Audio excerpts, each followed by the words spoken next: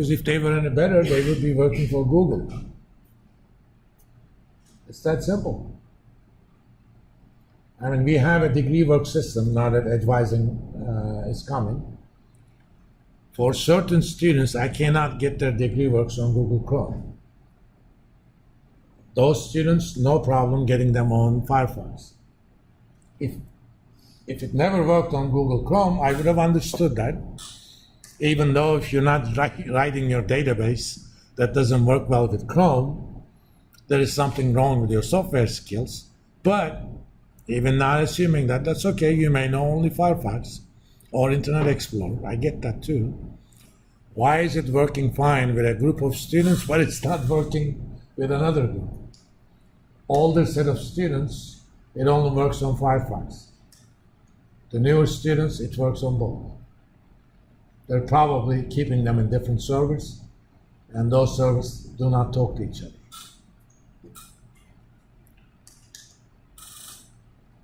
I'm not a software engineer, but that should not be that complicated. All right. Do you guys have any other questions regarding surveys? I haven't gotten the third survey yet. Let me see. Basically, the volleyball people. It should be in your email. It is? I might have done it, attached it when I let you know I was going to be absent, but it's in there. Oh, okay. I've got it here. If I look at emails from you,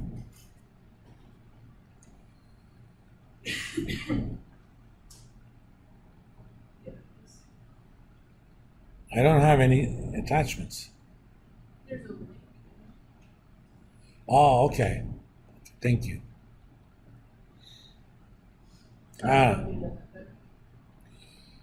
Let's see. Again,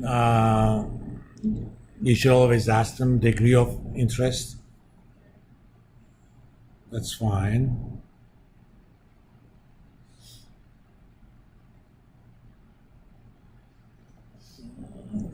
Same.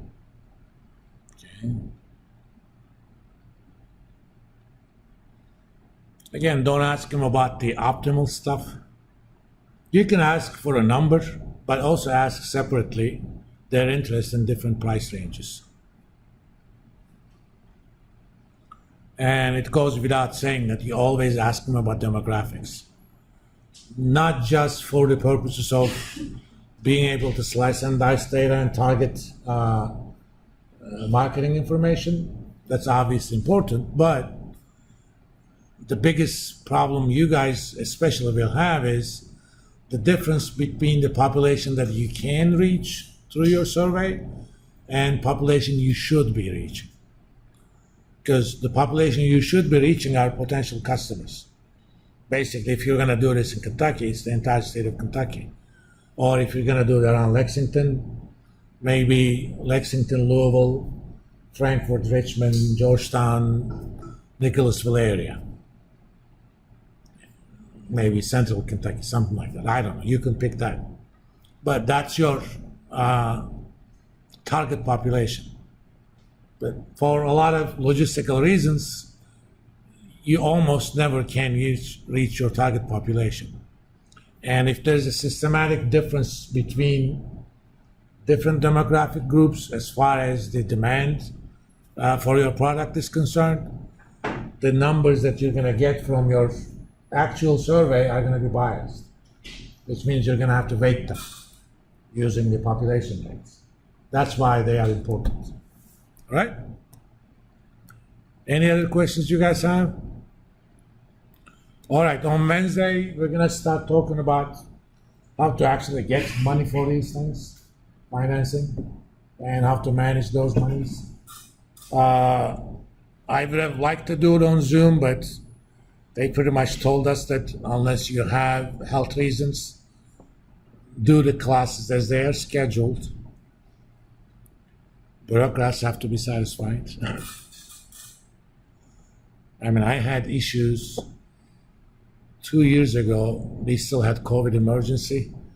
I said all my office hours are going to be on Zoom. I get a scathing email that says they are called office hours. They have to be in the office. Please. There is something called function and form. Okay, bureaucrats worry about form. For them, checking off the boxes. Do we have office hours? Yes. A, students, this started kind of with COVID, don't come to office hours anymore. And B, as long as I give you the feedback you need, whether I do it on a screen or you're sitting right here, doesn't matter. I mean, do you really care to know exactly what time this morning I shaved? That's something you learn actually better on Zoom, but that's a separate story. Or, what sort of shorts or pants I have. You don't have to know in office hours. If you're face to face, you obviously know that, otherwise you don't. But do you get the feedback you need? That's the important part. And when all of you are going to work somewhere, to the extent possible, concentrate on function of things instead of form. What matters is whether or not things are getting done. When I worked in London for an American investment bank, pretty much every 2 weeks I made a 1 week long business trip to Istanbul, and my boss had only one instruction to me. He says, I don't care what you do over there. If you want, you can spend your entire week in strip bars. Just come back with at least one deal that makes us at least $500,000. If you've done that, I don't care what you're doing. Because that's what it is. I mean, I almost said the following line.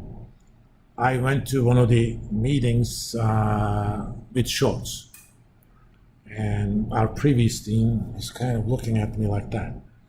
I held myself, but I almost said, yeah. Oh, he was like, so you're going to wear shorts? I almost said, are you going to ask the same question to the female faculty member? Or what difference does it make whether I have shorts or pants? A, that's not going to make me any more interested in the crap that you're going to talk about in the meeting. And B, having pants doesn't increase your value. In London, I had a colleague. This guy was from Austria. You can tell he was kind of a Nazi. And even historically, the Austrian Nazis were worse than the German Nazis. And I come in 6 months, I tripled the amount of profit we made from my area that they made the previous year. He comes in, you look at the guy, you say, okay, this guy is an investment banker. He's got Armani suits. He's probably spending $300 on his haircut, $50,000 gold Rolex, shoes, I don't know how much. I mean, he looks at me, and my suits were maybe $500. My shoes, at most 200. And I just had a little watch. And he says, I don't know how you're able to do all of this. You don't even have a Rolex. He says, how are you doing it? I'm like, because I'm not you.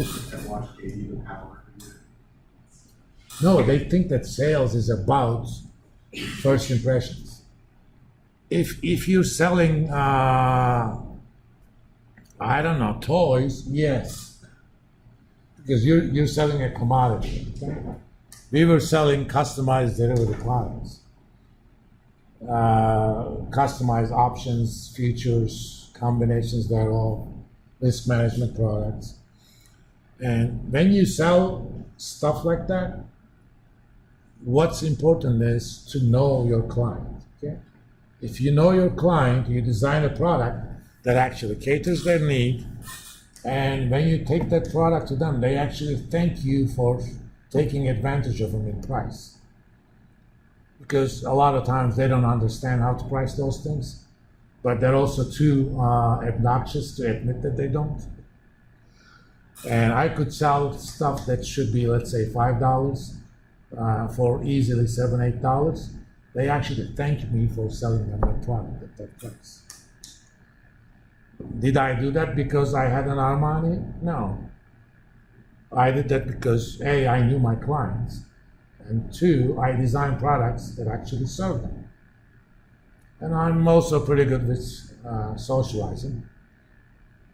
You may have noticed I'm also pretty confident guy. When I was in the business, when I go into a room, to a meeting, there was never ever any doubt that who owned that room.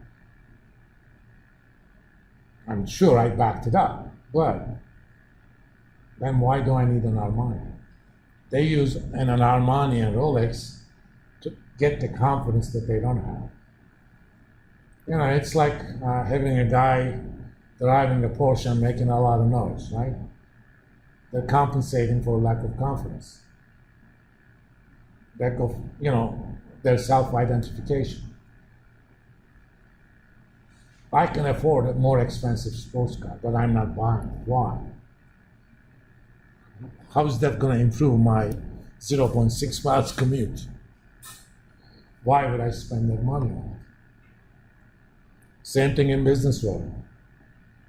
Yes, there are certain functions you're expected to wear certain things. If you're not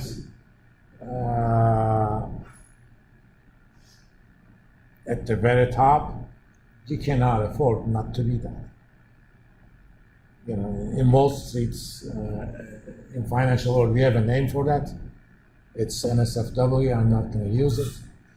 If you want to know what that is, read the novel Liar's Poker.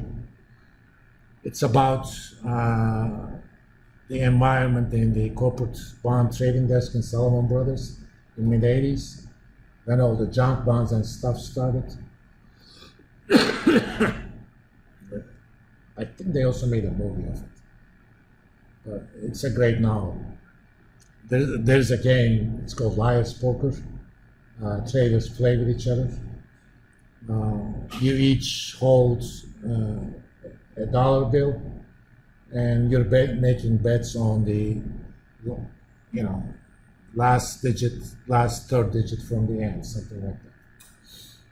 The game itself is nothing, but it kind of shows you the environment in a Wall Street trading desk. It has not changed that much, trust me. I mean, the drugs used have changed, that's about it. Back in the 80s, it was probably mostly mushroom and smack. Now it's coke. In London, I was lucky. The drug of choice was single malt whiskey. Oh, they're quality people. Had I been in New York investment bank, I probably would have ended up being a cokehead. Because, you gotta go meet clients, that's what clients do. You end up saying no to some extent. Anyway, have a great fall break. I'll see you guys on Wednesday. Don't work too hard.